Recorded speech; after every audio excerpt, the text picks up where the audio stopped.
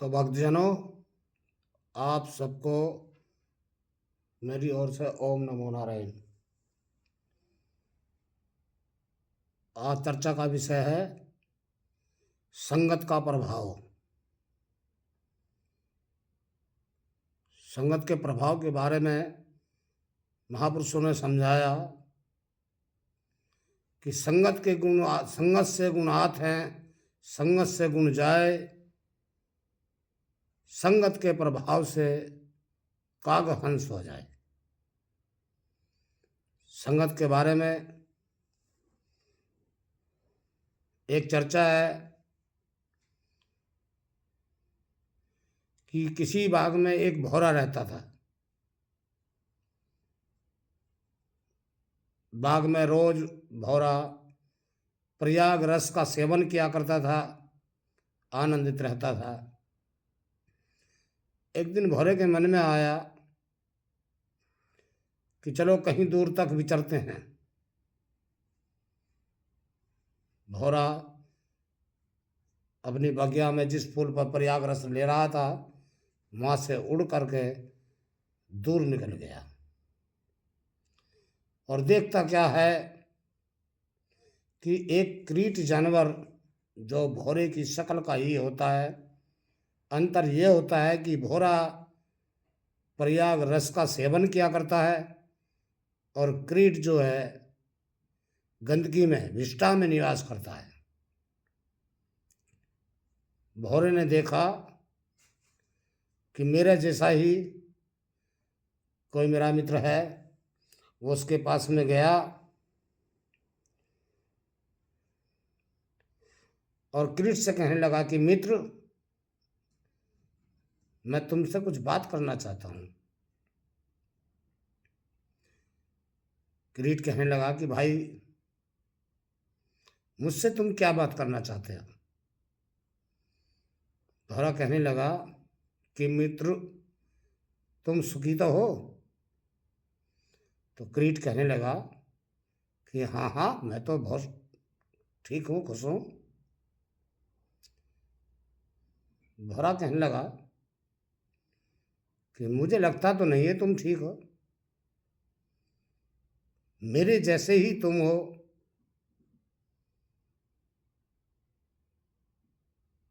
लेकिन मैं रोज प्रयाग रस का सेवन करता हूँ, बगिया में तरह तरह के फूलों पर जा करके, और तुम गंदगी में निवास करते हो। यही तुम्हारा खाना, यही तुम्हारा उठना, यही तुम्हारा बिछोना, यही तुम्हारा सब कुछ है। तुम्हें कैसे लगता है कि तुम अच्छे हो? कीट कहने लगा कि भाई तुम जाओ, और हमारा तो ये पैतृक कार्य है।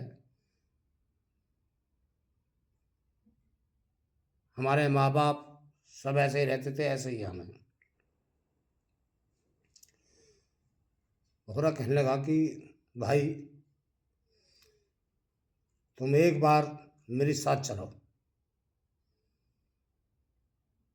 और मैं तुमको जिस प्रयाग रस का सेवन मैं करता हूँ उसको कराऊंगा। एक बार भी तुमने उस प्रयाग रस का सेवन किया, ग्रहण किया, फिर दोबारा आप इस गंदगी में नहीं रहोगे। किरीट कहने लगा कि भाई, मैं तुम्हें जानता नहीं, तुम कहाँ रहते हो?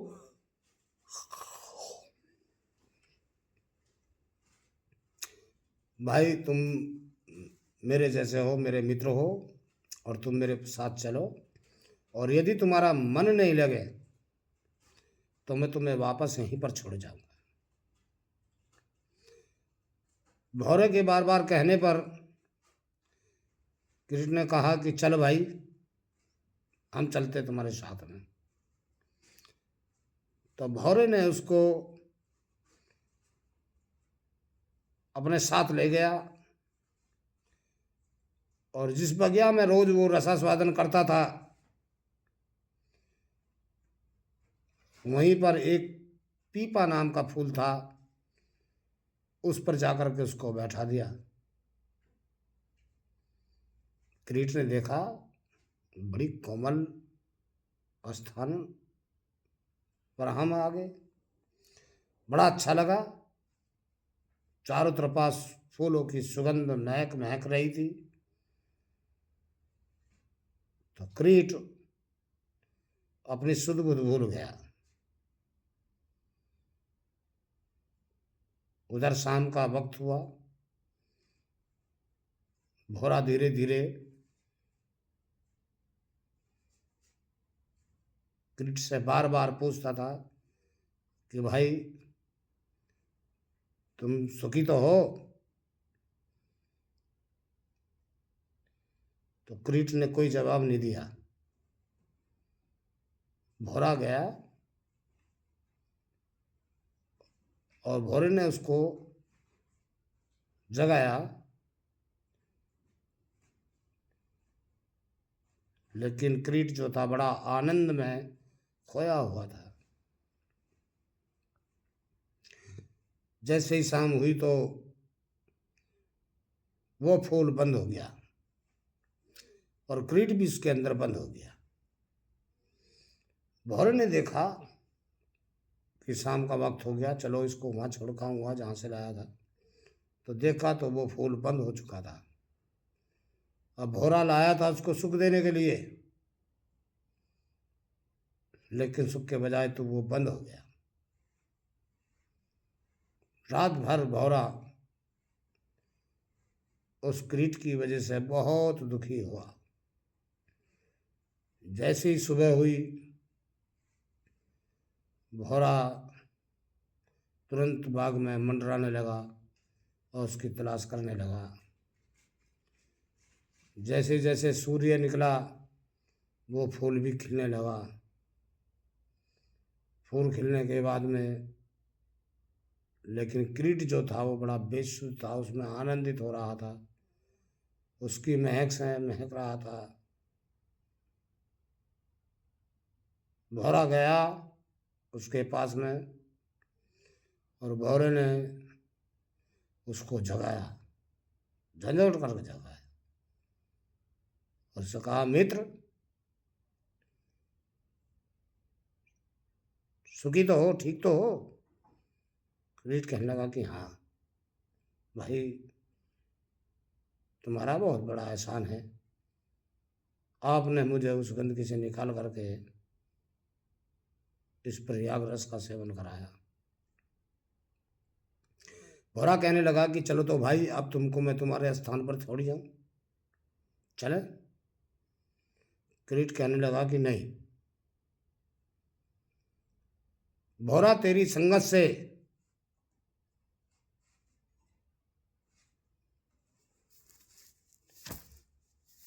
तो कहने लगा क्रीट कि भाई तेरा मुझ पर बहुत बड़ा एहसान है, अब मैं दोबारा उस गंदगी में जाना नहीं चाहता हूँ, अभी मुझको आनंद लेने दे।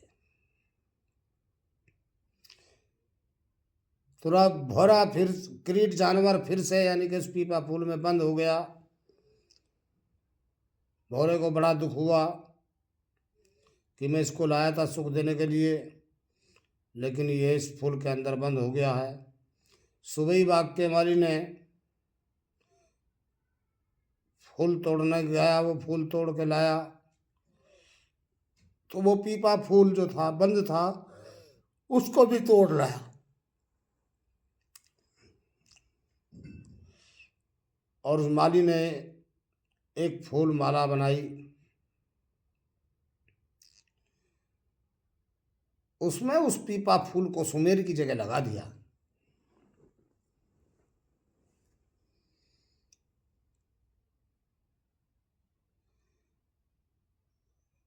पास ही में गांव में एक महात्मा जी रहते थे, उसके यहाँ पर सत्संग समारोह था, अनेक संत आए हुए थे, उनके गुरुजी भी आए हुए थे।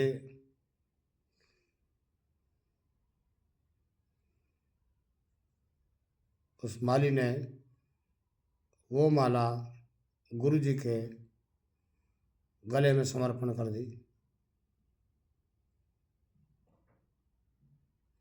गुरुजी ने सोचा कि माला बड़ी अति सुंदर है, उसने उसको उतार करके अपने पास में रख ली। सत्संग समारोह के बाद में वहाँ से प्रस्थान किया। उन्होंने सोचा ये माला बड़ी अति सुंदर है, मैं अपने गुरुजी के गले में डाल लूँगा। महात्मा जी ने अपने गुरुजी के पास में जाकर के वो सुंदर माला उनके गले में समर्पित कर दी। गुरुजी ने देखा कि भाई माला तो अति सुंदर है लेकिन मुरझा गई है, और अपने शिष्य को आदेश दिया कि प्रिय शिष्य, इस माला को नदी में जल प्रवाह कर आओ, क्योंकि मुरझा गई है ये, अब इसको नदी में जल प्रवाह कर। महात्मा जी उस माला को लेकर के नदी में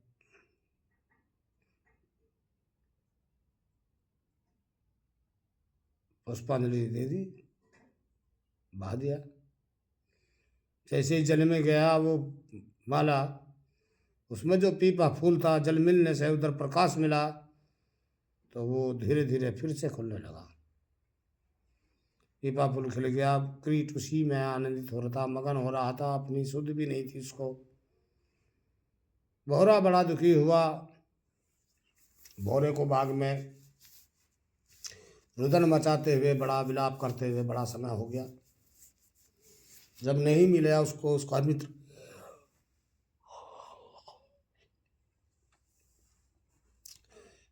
तो बाग के मालिक के पास में गया और उसके चारों तरफ मंडराने लगा, बार बार उसको टक्कर मारता, बार बार गुंजार करता। माली ने विचार किया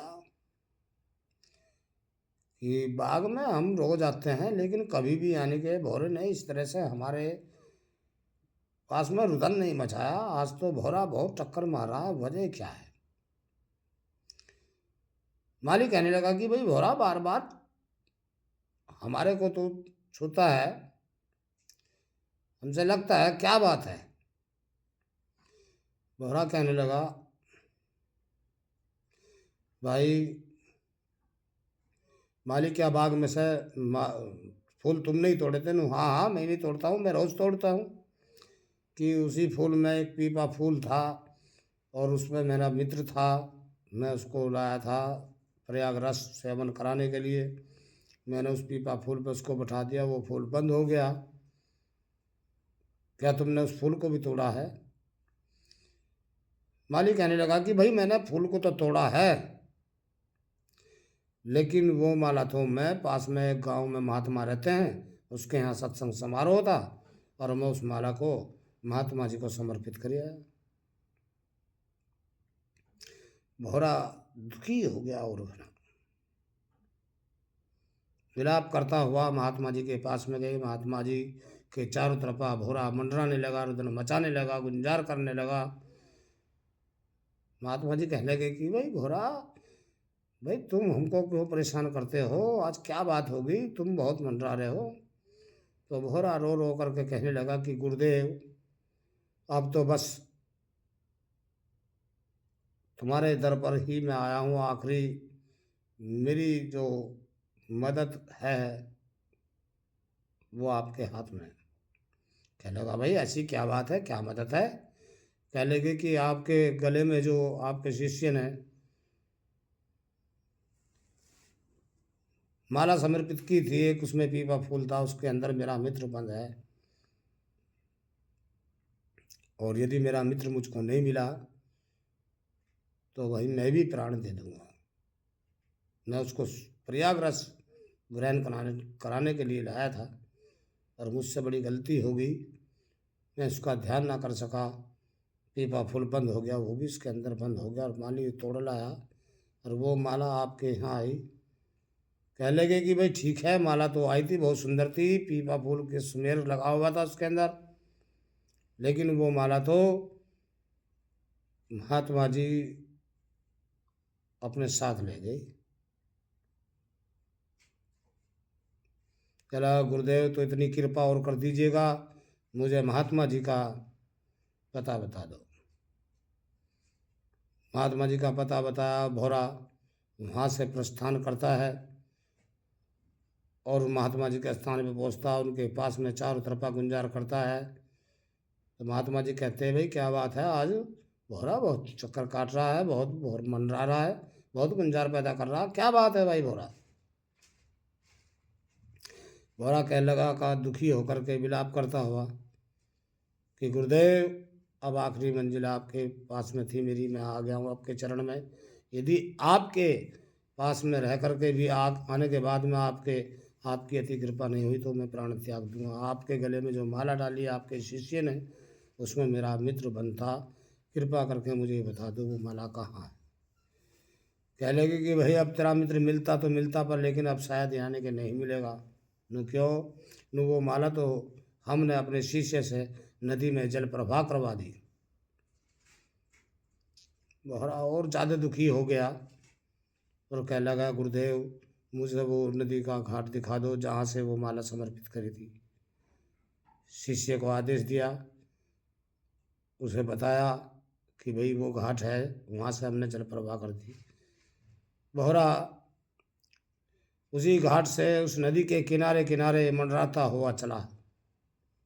काफ़ी दूर जाने के बाद में नदी में बहता हुआ एक फूल पुष्प नज़र आया। तो विचार आया कि मन में कि भाई माला तो है, फूल तो है, पर पता नहीं मित्र है या नदी में बह गया।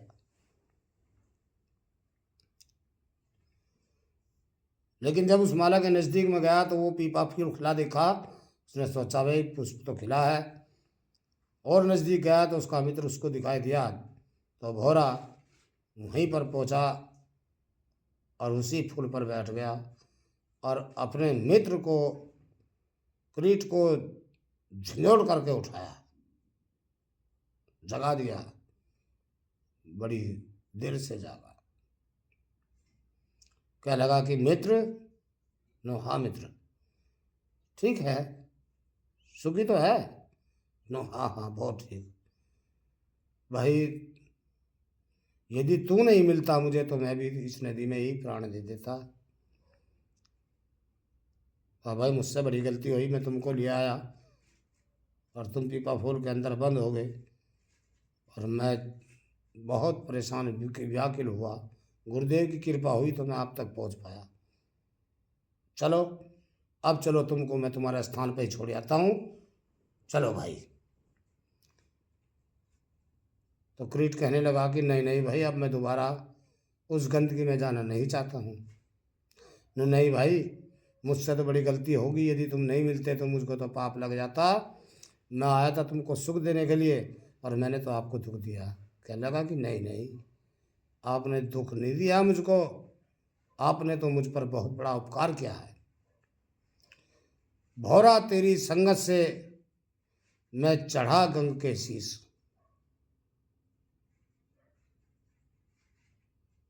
हर चढ़ा हर के चढ़ा, चढ़ा गंग के शीश, और अब तो मोह बह जान दे चमदारा के बीच। कि मित्र तेरा मुझ पर बहुत बड़ा एहसान है, अब मैं दोबारा उस गंदगी में जाना नहीं चाहता हूँ। तो मेरे प्यारे भक्तजनों, क्रीट जो था वो क्रीट रूपी मनुष्य था और भौरा रूपी संत था। तो जब तक जीव आत्मा को अच्छे संत का सत्संग समारोह नहीं मिलता है, संगत नहीं मिलती है, जब तक ये मनुष्य इस संसार में विषय विकार रूपी गंदगी में ही विचरता रहता है, उनको भोगता रहता है भोग विलासों को। और जब गुरु महाराज का सत्संग संगत मनुष्य को मिलने लगती है, मिल जाती है, तो जो संत के सद्गुण होते हैं उस किरीट रूपी मनुष्य के हृदय को छू लेते हैं। और जब किरीट गुरु महाराज के सत्संग का जो शुभ आशीर्वाद है, ज्ञान है, उसको प्राप्ति कर लेता है, तो ये जीवात्मा फिर से उस संसार के भोग विलासों में पड़ना नहीं चाहता है और उस मालिक से, गुरुदेव से विनती करता है कि गुरुदेव अब मैं दोबारा उसमें नहीं जाना चाहता हूँ। तो संगत से जो गुण है वो सद्गुण मिलते हैं और कुसंगत से अवगुण मिलते हैं। तो इसलिए महापुरुषों ने कहा है कि संगत के प्रभाव से मनुष्य अपने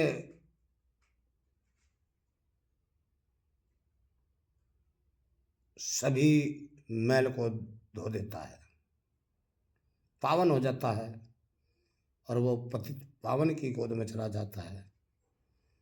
इसलिए भक्तजनों, मेरा आपसे निवेदन है कि सत्संग में जाया करो, महापुरुषों की संगत किया करो।